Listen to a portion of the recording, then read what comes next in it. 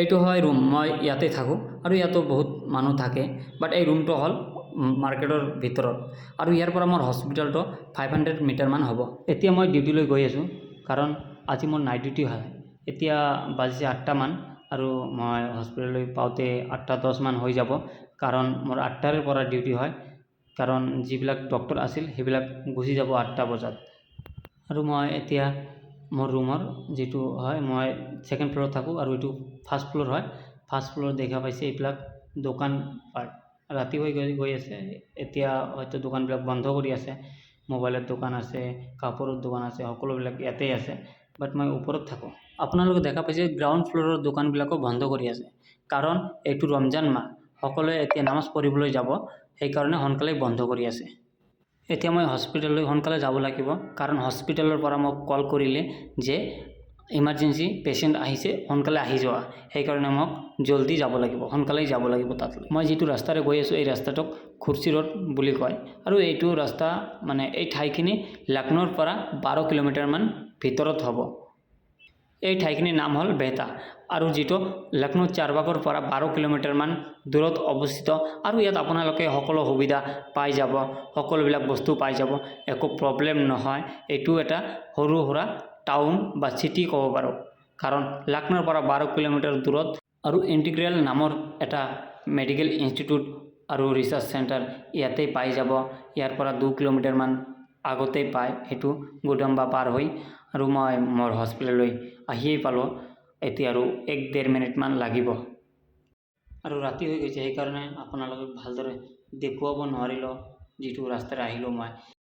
ইয়াৰ পৰাই আপোনালোকে দেখা পাইছে মোৰ হস্পিটেলটো, তাত লিখা আছে ফ্লৰেন্স হস্পিটেল 24 আৱাৰ, আৰু ইমাৰ্জেঞ্চিৰ পেচেণ্ট সকলোবিলাক ইয়াতেই এভেইলেবল হয়। মানে ইমান ডাঙৰ হস্পিটেল নহয় এইটো, মানে দিনত বহুত পেচেণ্ট হয় আৰু ৰাতি অলপ কম, যিটো ইমাৰ্জেঞ্চি একো পেচেণ্ট থাকিলে তেতিয়াহে আহি যায়।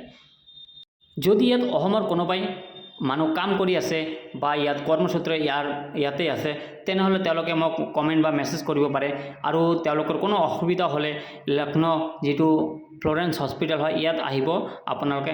মই যিমানখিনি পাৰোঁ মই আপোনালোকক হেল্প কৰিম বা সহায় কৰিম। ঠিক আছে, তেনেহ'লে আমি এতিয়া ভিতৰলৈ সোমাই যাওঁ হস্পিটেলৰ। এইটো হয় এটা এক্সট্ৰা ICU ৰুম, ইয়াতে মই থাকোঁ ৰাতিটো, কাৰণ যেতিয়া কোনো পেচেণ্ট ইমাৰ্জেঞ্চিৰ কাৰণে আহি যায় তেতিয়াহে মোক নাৰ্ছিং ষ্টাফে ইনফৰ্ম কৰে, তেতিয়াহে মই পেচেণ্টক চাবলৈ যাওঁ। মই 12টালৈকে বাহিৰত যিটো ইমাৰ্জেঞ্চি ৱাৰ্ড হয় তাতে থাকোঁ, তাৰপিছত মই ৰুমত আহি যাওঁ ইয়াত। এতিয়া সময় হৈছে 12:10।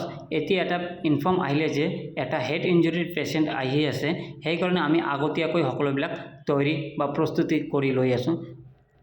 এইটো হয় এটা অপাৰেশ্যন থিয়েটাৰ, আৰু পেচেণ্টটো অহাৰ আগতীয়াকৈ আমি সকলোবিলাক ইনষ্ট্ৰুমেণ্ট ৰেডি কৰি আছোঁ, যাতে পেচেণ্টটো অহাৰ লগে লগে আমি তাৰ ট্ৰিটমেণ্টটো আৰম্ভ কৰিব পাৰোঁ।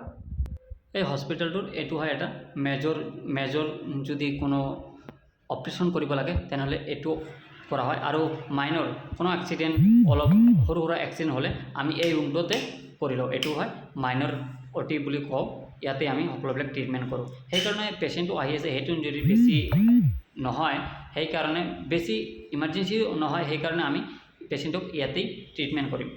সকলোবিলাক আমি ৰেডি কৰি লৈছোঁ। এতিয়া আহি আছে পেচেণ্টটো অহাৰ পিছত আমি ক'ব পাৰিম পেচেণ্টৰ কি হৈছে। এই পেচেণ্টটো অহাৰ পিছত আমি হিষ্ট্ৰী চালোঁ যে তেওঁলোকৰ ঘৰতে কিবা হৈছে, সেইকাৰণে মানে মাৰপিট হৈ মূৰটো ফাটি গৈছে।